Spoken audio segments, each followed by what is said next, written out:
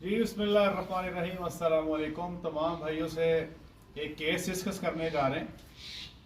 ये जानवर जनाब तकरीबन 1 साल का दुरानिया हो गया इसको रिपीट होते को। अभी तक ये कहती है मैंने प्रेग्नेंट नहीं होना। बहुत सारे दोस्त, बहुत सारे भाई हमें वीडियोस बना के भेज देते हैं और अपनी अपनी हिस्ट्री बताते हैं कि भाई जानवर जो है वो हमारा प्रेग्नेंट नहीं हो रहा। कुछ लोग कहते हैं हमने दवाई रखवाई, कुछ लोग कहते हैं कि हमने पता नहीं बेपहार टीके रखवा लिए और बड़ा कुछ कर लिया, लेकिन डॉक्टर साहब आते हैं, वो जानवर को चेक करते हैं। चेक करने के बाद कहते हैं कि अंदर से सब कुछ ठीक है और जानवर जो है वो प्रेग्नेंट नहीं हो पाता। ये भी एक ऐसा ही केस है आपके सामने खड़ा। ये गाय जो है इसको कमोबेश बच्चा दिए 1 साल का दौरानिया हो गया।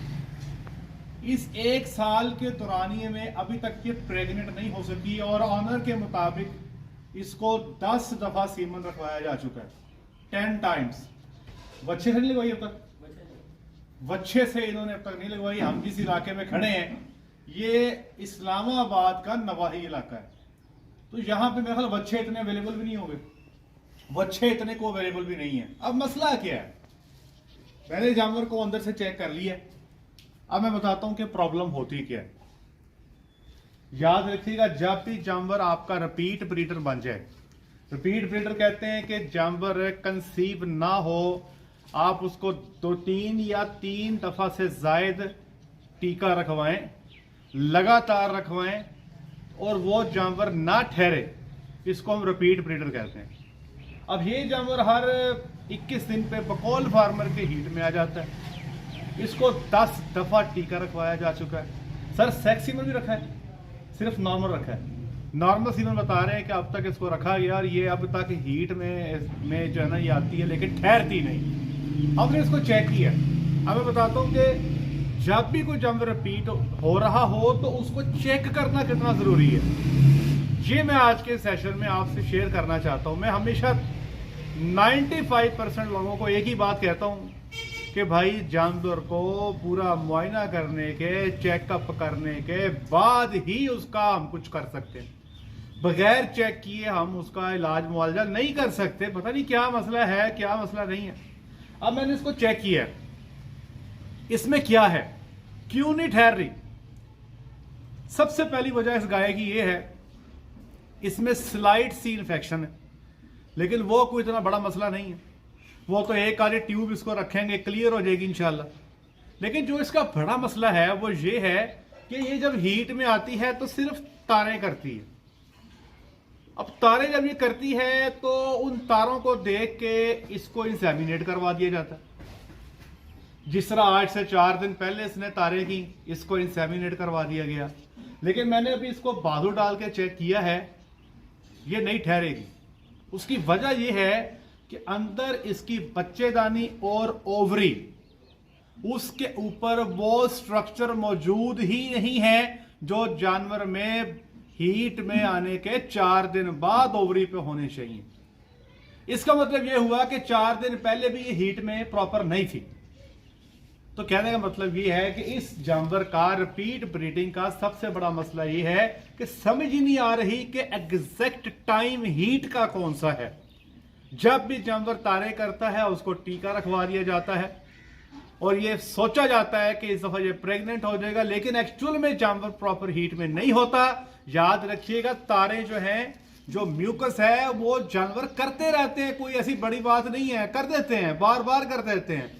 हर दफा डिस्चार्ज का, तारों का, म्यूकस का कतई तौर पे ये मतलब नहीं है कि जानवर आपका हीट में है। और दूसरा प्रॉब्लम ये है कि हमारे पास ज्यादातर जो प्रैक्टिशनर्स फील्ड में काम कर रहे हैं वो वेटनेरियन नहीं हैं। इस वजह से भी डॉक्टर जो भी हैं वो जब आते हैं वो टीका रख जाते हैं। हालांकि इसको टीका मेरे हिसाब से आपको बहुत सिलेक्टिवली रखने की जरूरत थी। तीसरा मसला ये भी है कि हमारे फार्मर को शायद हमारे डॉक्टर हजरात ये लामा देते हैं कि अगर हम टीका रख के ना जाएं तो हमें हमारी फीस नहीं मिलेगी, हमारा आने जाने का खर्चा हमें नहीं दिया जाएगा। ये मैंने कई सारे डॉक्टर्स को देखा है, वो ये कंप्लेंट करते हैं, इसलिए वो टीका रख जाते हैं। अब मसला ये है कि इस जानवर को प्रेग्नेंट करने के लिए हम क्या करेंगे। या वो जानवर जिसकी समझ ही ना आती हो कि यार ये हीट में कब आ रहा है कब नहीं आ रहा, ऐसे जानवर का क्या किया जाए कि ये प्रेग्नेंट हो जाए, या इसको प्रॉपर टाइम पे हीट में कैसे लेकर आए, टाइम कैसे बनाएं। याद रखिएगा, अगर आपके पास भी ऐसा जानवर है जो सिर्फ तारा ही करता है, उसकी समझ नहीं आती हीट में है नहीं है, कब था, टीका कब रखना है, समझ नहीं आती, तो ऐसे जानवर का हल होता है प्रोटोकॉल। इस जानवर को प्रोटोकॉल बना के फिक्स टाइम आर्टिफिशियल इंसेमिनेशन कर दी जाएगी, तो ये जानवर इंशाअल्लाह बफज़ल खुदा मेरे अल्लाह ने चाहा तो जरूर ठहर जाएगा। अब जब प्रोटोकॉल लगाएंगे तो तब हम इसकी फिक्स इंसेमिनेशन करेंगे और ज्यादा इंसेमिनेशन करेंगे। कैसे करेंगे ये मैं आपसे शेयर कर देता हूं। याद रखिएगा, रिपीट ब्रीडिंग की और भी बहुत सारी वजूहात हैं। हम जानवर को चेक करने के बाद फैसला करते हैं कि ये जानवर जो रिपीट ब्रीडिंग कर रहा है ये किस वजह से कर रहा है, इसीलिए जानवर को चेक करना जरूरी है। बाद औक़ात जानवर रिपीट कर रहे हैं, अंदर एडिशंस होती हैं, बच्चेदानी जुड़ी होती है, बच्चेदानी के और भी कई सारे मसाइल होते हैं, तो वहां पे इलाज मुख्तलिफ होता है। इसलिए मेरे भाई, जब भी कोई गाय रिपीट हो तो वहां पे मैं सिर्फ जानवर चेक करके ही बता सकता हूं। जानवर को बगैर चेक किए उसका ट्रीटमेंट करना हवा में फायरिंग करने के बराबर है। हवा में तीर चला दो जो नहीं लगेगा। अब इस केस में आज 2 दिसंबर की डेट है। आज से इसका प्रोटोकॉल स्टार्ट कर देंगे। प्रोटोकॉल स्टार्ट जो क्या है मैं आपसे शेयर कर देता हूं। सबसे पहले मैट्रिक्योर ट्यूब जो है इसको रखवा देंगे आज, ठीक है जी। मैट्रिक्योर ट्यूब रखने के बाद आज शाम 2 दिसंबर को कंसेप्टाल का टीका 5 सीसी इसको गोश्त में लगा देंगे, ठीक है जी। उसके बाद 9 तारीख को 9 दिसंबर को शाम को 5 से 6 बजे इसको डेल्माजीन का टीका 2 सीसी गोश्त में लगा देंगे। फिर 11 दिसंबर को दोबारा से 5 सीसी कंसेप्टाल जो है इसको हम गोश्त में लगा देंगे। फिर हम 7 दिन का इंतजार करेंगे। 18 तारीख को दोबारा इसको कंसेप्टाल 5 सीसी गोश्त में लगाएंगे। फिर 7 दिन का इंतजार करेंगे। 25 तारीख को डेल्माजीन का टीका 2 सीसी गोश्त में लगाएंगे। फिर 26 तारीख को 2 सीसी डेल्माजीन दोबारा गोश्त में लगाएंगे। और ये जितने टीके आपको अब तक बताए हैं सारे शाम को 5 से 6 बजे ही लगेंगे। फिर 27 तारीख को हम इसको फारिग कर देंगे, टीका कोई नहीं लगाएंगे। 28 तारीख को सुबह 5 बजे कंसेप्टाल का टीका लगा के इसको इंसेमिनेट करवाएंगे। और फिर 28 तारीख की शाम को 12 घंटे बाद, सुबह से 12 घंटे बाद शाम को 6 बजे दोबारा इसको टीका रखवाएंगे। डबल इंसेमिनेशन इसकी करवाएंगे। मुझे अपने अल्लाह की ज़ात से इंशाल्लाह यकीन है कि इस प्रोटोकॉल से ये ज़रूर इंशाल्लाह इस पर रहमो करम हो जाएगा।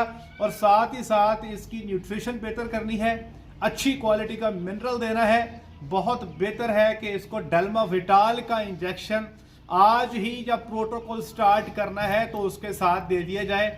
डेल्माविटाल का टीका रिएक्शन भी कर जाता है भैया, इसलिए एक तो मुस्तनद डॉक्टर से लगवाएं, दूसरा जो उसकी खुराक बनती है। मिसाल के तौर पे इस जानवर को तकरीबन 20 सीसी में लगाऊंगा तो आपने पहले 10 सीसी लगाना है, उसके बाद आधा घंटा इंतजार करना है। अगर जानवर ठीक है, कोई प्रॉब्लम नहीं है, परेशानी नहीं है, तो फिर बकाया का आधा सीसी भी जो है उसको लगा दिया जाएगा। इंशाल्लाह ये जानवर जो है ये इस पे अल्लाह की ज़ात का करम हो जाएगा, एहसान हो जाएगा और ये इंशाल्लाह प्रेग्नेंट हो जाएगा। तो रिपीट ब्रीडिंग के लिए जानवर को पहले भैया चेक करना जरूरी है। अगर आप चेक नहीं करते, हमें नहीं पता अंदर मामला क्या चल रहा है। अभी इसकी राइट ओवरी पे फॉलिकल मौजूद है जो थिक वॉल्ड है और इसकी लेफ्ट ओवरी प्लेन है। इस राइट ओवरी के थिक वॉल्ड फॉलिकल की वजह से ये बार बार म्यूकस डिस्चार्ज देती है, लेकिन प्रॉपर हीट में नहीं होती। और वो फॉलिकल जो है वो चूंकि थिक वॉल्ड है वो ओव्यूलेट नहीं कर रहा। जब तक ओव्यूलेशन नहीं होगी तब तक भाई ये प्रेग्नेंट नहीं होगी। सर आपने इसको प्रोटोकॉल लगाया भी आज तक? प्रोटोकॉल इसको अब तक नहीं लगा। अगर इसको पहले प्रोटोकॉल लग गया होता तो ये हो सकता है कि अब तक प्रेग्नेंट हो गई होती। जानवर बड़ा खूबसूरत है। पीक प्रोडक्शन इसकी 28 लीटर है, 2 टाइम की जुआई पे 3 टाइम की इसकी अगर मिल्किंग की जाए तो 30 प्लस का जानवर है। आज 1 साल हो गया इसको बच्चा दिए को, आज भी 17 से 18 लीटर दूध पैदा कर रही है। अच्छा, इस किस्म के जानवर जो मैंने बताया कि ऐसी हिस्ट्री के हामिल हों, कुछ पहले प्रोटोकॉल पे ठहर जाते हैं, कुछ दूसरे पे ठहर जाते हैं, कुछ तीसरे पे ठहर जाते हैं। तो इंशाल्लाह इस पे ट्राई करेंगे। पहला प्रोटोकॉल की इंसेमिनेशन 28 दिसंबर को हो जाएगी और 35 डेज पे प्रेगनेंसी टेस्ट करके प्लस या माइनस कर देंगे कि गबन है या नहीं। गबन है तो बहुत अच्छी बात है, अगर नहीं तो एक प्रोटोकॉल और लगाएंगे। ठीक है जी, मुझे उम्मीद है कि 1 या 2 प्रोटोकॉल में इंशाल्लाह अल्लाह की ज़ात का इस पर फजल हो जाएगा और ये ठहर जाएगी। तो आज की वीडियो का लेसन ये है भाई, अगर जानवर नहीं ठहरते तो भाई हम मोबाइल फ़ोन पे आपको कैसे बताएं कि क्यों नहीं ठहरते। अब देखने में तो ये भी तकरीबन अंदर से साफ ही है, कुछ ज़्यादा मसला नहीं है, लेकिन मसला ये है कि ये टाइम पर इसका फॉलिकल जो है वो थिक वॉल्ड है और वो ओव्यूलेट नहीं हो रहा। ये इसका प्रॉब्लम है, ये चेक करने से ही इसका अंदाज़ा होगा। ले जी, आज के लिए इतना ही। अपना ख्याल रखें, दुआ में याद रखें, 5 वक्त की नमाज बाजमात अदा करें। अस्सलामु अलैकुम वरहमतुल्लाहि वबरकातुहू।